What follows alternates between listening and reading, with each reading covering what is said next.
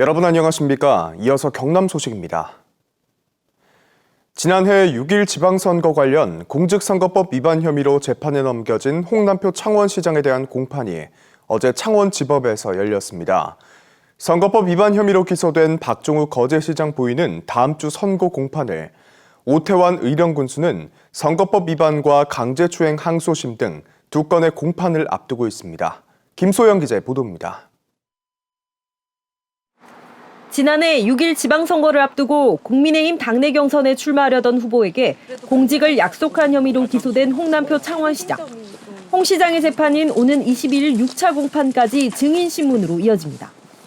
홍 시장을 포함해 홍 시장으로부터 공직을 약속받았다고 주장하는 A씨 등 3명에 대한 피고인 신문은 증인신문이 끝난 뒤 본격 시작됩니다. 공소 제기된 날로부터 6개월 내 1심 선고를 하도록 한 선거법 강행 규정에 따르면 홍 시장에 대한 1심 선고는 이달 말까지 내려져야 합니다. 앞서 사건을 심리하는 창원지법 제4형사부는 집중 심리를 통해 사건을 최대한 빨리 결론 내겠다고 밝혔습니다. 오는 11일에는 공직선거법상 기부행위 위반 혐의로 기소된 박종욱 거제시장 배우자 B씨에 대한 1심 선고 공판이 열립니다. 검찰은 2021년 7월 B씨가 거제에 한 사찰에 1,000만 원을 기부할 당시에 박 시장이 선거 출마 의사를 표명한 상태라고 보고 공직선거법 위반 혐의로 기소했습니다. 검찰은 B씨에게 징역 10개월을 구형했고 박 시장 부인에게 벌금 300만 원 이상이 확정되면 박 시장은 시장직을 잃게 됩니다. 오태환 의령군수도 두 건의 재판을 앞두고 있습니다. 오 군수는 지난해 6.1 지방선거 당시 공직선거법 매수 및 이해유도 혐의로 기소됐습니다. 오 군수는 지난해 11월 검찰이 해당 혐의에 대해 불기소 처분했지만 고발인 측 재정 신청과 검찰의 재항고, 법원 기각 등을 거치며 뒤늦게 기소됐습니다. 오 군수는 또 다음 달 29일부터 1심에서 징역형을 선고받은 강제추행 혐의에 대해서도 항소심 공판을 받게 됩니다. KBS 뉴스 김소영입니다. 함양군이 군수관용차를 바꾸자마자 1,000만 원 가까이 예산을 들여 차량을 개조한 것으로 확인됐습니다. 함양군은 장거리 출장 등의 편의성을 위해 차량을 개조했다고 해명했지만 예산 낭비라는 비판을 피하긴 어려울 것으로 보입니다. 보도에 박기원 기자입니다. 함양군이 지난 1월 군수 관용차를 바꾸기 위해 올린 공고문입니다. 차종은 배기량 3,500cc급 9인승 리무진으로 가격은 6,200만 원입니다. 새 관용차는 지난 2월 함양군에 인도됐습니다. 그 출고 당시 그대로입니까? 예전에는 그런 걸 많이 하셨었는데 이제는 그런 거 안 하시니까 그냥 있는 대로 타고 다니시는 걸로 되어 있습니다. 함양군수의 관용차를 직접 확인해봤습니다. 출고 당시 기존 9인승 차량에 없는 고급 리무진 좌석 2개가 새로 설치됐습니다. 좌석을 뒤로 밀어 2열 좌석을 뒤로 눕히면 발을 뻗고 누울 수 있도록 레일과 바닥 작업이 이루어졌습니다. 개조 비용은 약 1,000만 원, 새 차량 가격의 15%를 차량 출고 뒤 2주 만에 또 쓴 겁니다. 처음부터 리무진 좌석이 설치된 7인승 대신 9인승을 출고해 개조한 이유는 버스 전용 차로를 이용하기 위해서입니다. 도로교통법상 고속도로 버스 전용 차로를 이용하려면 9인승 이상부터 가능하기 때문입니다. 간이 출장 이런 경우에 대부분 시간이 촉박하잖아요. 전용도 고속도로 타는 경우가 많기 때문에. 차량 교체 때마다 높아진 가격도 문제입니다. 개조 비용을 포함해 함양군의 새 관용차 가격은 7,200만 원. 기존 관용차와 비교하면 2배 가까이로 늘었습니다. 일을 하라고 뽑아준 것이지 특권을 행사라고 하는 것은 아니기 때문에 차를 사고 개조하고 돈을 많이 들여서라도 다른 일반인과 달라야 한다고 하는 생각은 크게 잘못된 생각이라고 생각합니다. 공용차량 시행 규칙에 차량 교체 주기만 정하고 있을 뿐 가격 상한은 따로 두지 않고 있는 함양군. 함양군의 재정 자립도는 9.86%, 경남에서 최하위권을 기록하고 있습니다. KBS 뉴스 박기원입니다. 기후 위기 시대 탄소 중립 연중 기획 보도입니다.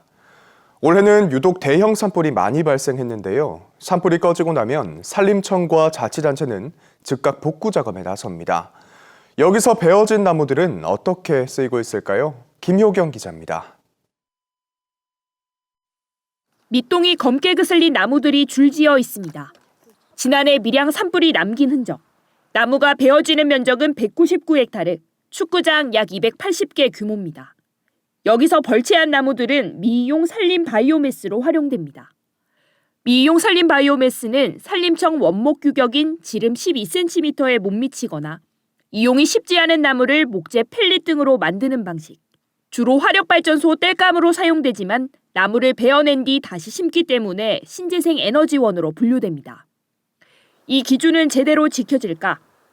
산불 피해 복구를 위해 베어진 나무가 쌓여져 있는 곳입니다. 베어진 나무 가운데 한 그루 지름을 재어봤더니 30cm로 확인됩니다. 가구나 석가래 등으로 재활용할 수 있는 나무까지 피해 정도를 구분하지 않고 바이오매스로 태워버리는 겁니다. 산불 때문에 안 그래도 숲이 파괴되고 있는데 멀쩡한 나무를 목재 펠릿으로 만드는 것을 규제하는 제도가 아예 없고요. 10년 전부터 화력 발전소를 운영하는 발전사는 탄소 중립 의무 달성을 위해 신재생 에너지를 공급해야 합니다. 하지만 이때 산불이나 재선충 피해 나무를 사용하면 실제 신재생 에너지 공급량에 가중치가 더해져 총 공급량이 계산됩니다. 발전사들이 웃돈을 내고 산불 피해목을 사들이는 이유입니다. 다른 친환경 에너지보다는 저렴하거든요. 그렇다 보니까 더 많은 것들을 배기 위해 또 현장에서 노력하는 거고. 산림청도 2년 전 관련 규정을 강화했지만 권고 수준에 그치고 있습니다.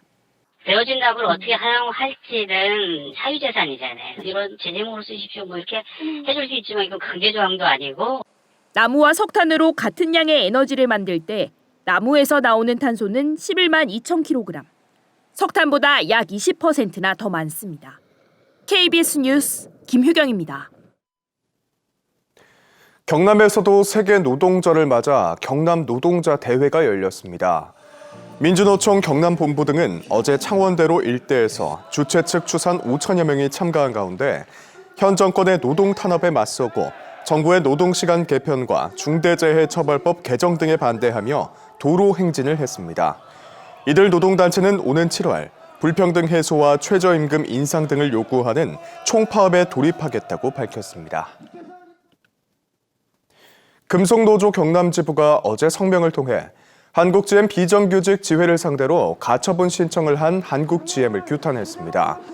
금속노조는 본사 임원이 한국에 방문한다는 이유만으로 비정규직 해고자들을 상대로 마이크와 현수막 사용을 금지하고 접근 금지 가처분을 신청한 것은 노동자들을 예비 범죄자로 취급한 것이라고 주장했습니다. 더불어민주당 경남도당은 어제 성명을 통해 최근 KBS가 보도한 양태석 거제시 의원의 외국인 노동자 혐오 발언을 규탄했습니다. 민주당은 외국인 노동자가 국내 노동시장 빈틈을 메우는 구성원이라며 이들을 모욕하고 폄훼하는 발언에 대해 국민의힘 당협위원장인 서일준 국회의원이 공개 사과해야 한다고 주장했습니다. 정의당 경남도당도 외국인 노동자 지원 조례 심사 과정에서 차별과 혐오 발언이 나온 것에 놀랍다며 이번 발언으로 국민의힘 내부에서 어떤 생각을 공유하는지 볼 수 있다고 지적했습니다.